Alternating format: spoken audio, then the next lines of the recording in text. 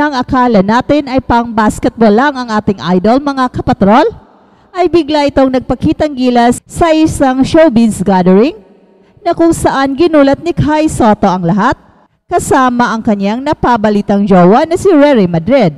Gilas Pilipinas Kai Sotto steps into the limelight as the red carpet escort of rising actress Rere Madrid. At mukhang magandang tambalan ang Kyrie sa silver screen. Kung gagawa ng pelikula sina Kai Sotto at Rere Madrid, ay siguradong patok ito sa takilya dahil sa kasikatan ni Kai Sotto. In a striking display of contrast at the glamorous gala, Kai made a bold entrance in an impeccable all-white suit, exuding confidence and sophistication. Pero ang tanong ng lahat, sila na ba? Well, officially, ay wala pang pinalabas na balita na sila na. Pero kahit magkaibigan lang ang dalawa, ay very clear na tinanggap si Rere Madrid ng mga fans ni Kai at si Kai naman ay lubusang tinanggap ng mga fans ni Rere. The growing friendship between the two sparked speculation on social media about a hard lunch moment of their relationship. Pero ano ito?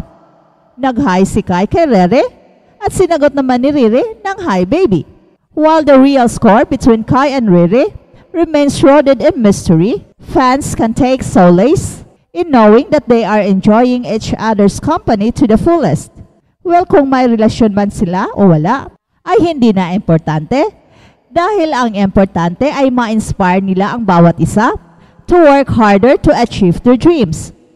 There is no doubt, kailangan ni Kai ng inspirasyon at yan ang pinaka-importante at sana ito ang makapagbigay ng added fuel kay Kai na magpupursige upang maabot ang kanyang ultimate dream of playing in the NBA. Love is so powerful that it may make or break one's dreams and ambitions. I'm confident na makakatulong si Rere sa pagpapatuloy ni Kai sa kanyang NBA dream, and I'm confident na nandiyan naman ang mga parents ni Kai as well to remind him of his NBA dream in the event na ma-distract si Kai sa kanyang NBA aspiration. Kai is currently recovering from his injury after his bad fall against Georgia in the 2024 FIBA Olympic qualifying tournament, and he is set to suit up for the Koshigaya Alphas in Japan B-League. And as for his Gilas duties, the Philippine national team will soon gear up for the November window of the FIBA Asia Cup 2025 qualifiers against New Zealand on November 21, followed by a showdown against Hong Kong on November 25 to be played in the Philippines. Kaya ngayong meron pang free time si Kai ay he deserves some rest and have fun with Rere Madrid. Expect next week na back to the gym na naman ang ating idol, away from the limelight as he prepares sa kanyang bagong team sa Japan B-League na Koshigaya Alphas. At tuloy-tuloy na hanggang next year ang target ni Kai na makapasok sa NBA. By the way, ship natin ang Kyrie. Okay ba yan mga kapatrol? Well, just type Kyrie sa comment section for your support. Shout out at user. Tama yan, magpalakas muna siya at magpahinog ng husto. Para mas lalo siyang lumakas, kailangan parang Wemby makasabay siya. Shout out at Armen Lancara. Ayon sa mga source, next year pa si Kai sa NBA. Kaya pumirma muna siya sa B-League at hindi sumali sa NBA Summer League kahit 4 teams ang nag-offer. Sa B-League lang muna magpalakas.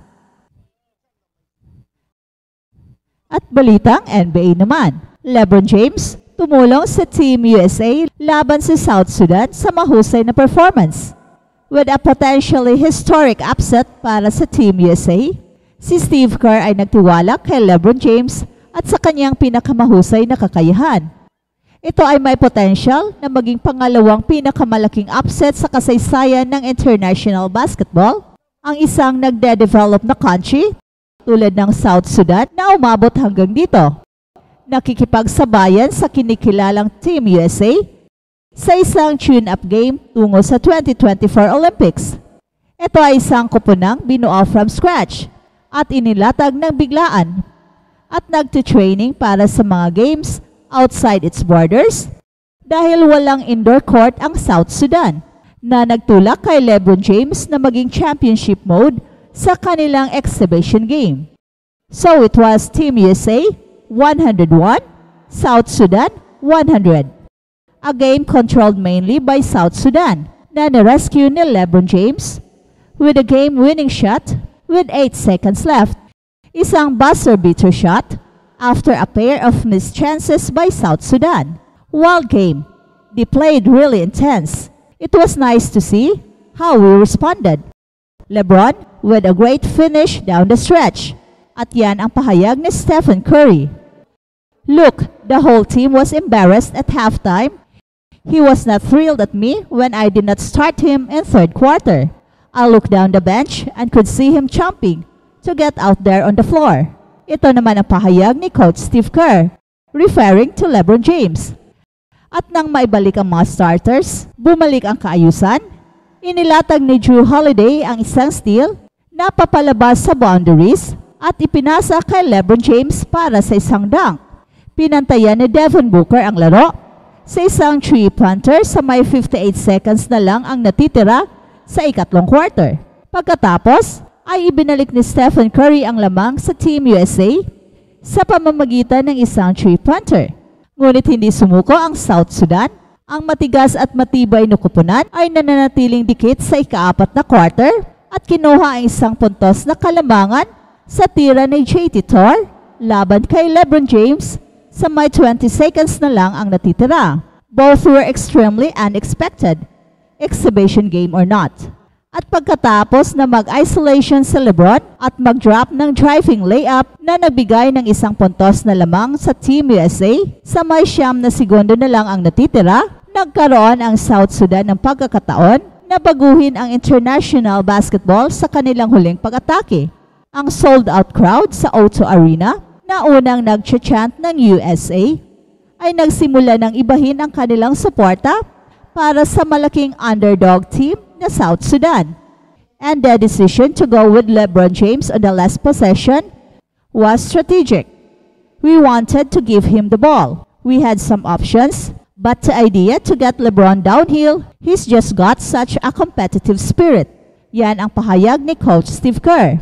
Nagtala si LeBron James ng 25 points sa loob ng 23 minutes of playing time, and he was steady when his teammates were not. At nagkaroon si Anthony Davis ng isang double-double mula sa bench at si Stephen Curry naman ang tanging player sa Team USA na hindi nagkaroon ng problema sa pag-shoot from the deep at nagtapos ng 3 for 9 at nagpasok ng isang mahalagang 3-pointer sa huli.